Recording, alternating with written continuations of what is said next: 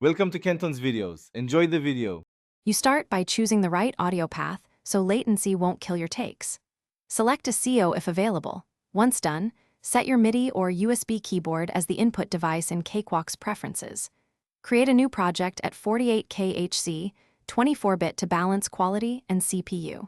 Then add an instrument track for virtual pianos or an audio track for a mic/line feed.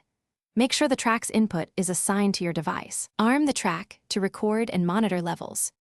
Now focus on tracking performance and signal chain.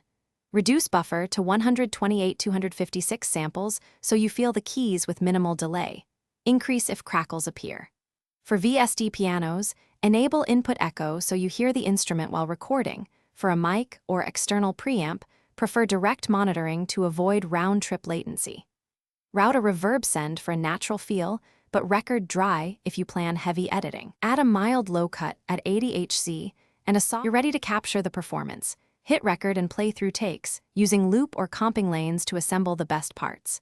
For MIDI piano, edit note velocity and timing carefully. Avoid overquantizing so the feel remains natural. Once satisfied, bounce the track or export stems in WAV at 48K HC, 24-bit or 44. 1K HC, 16-bit if delivering for CD. If audio pops or silence occurs, check a CO buffer, USB cable, and track arm status. Those fixes solve most recording issues. Thanks for watching. Consider subscribing if we helped you.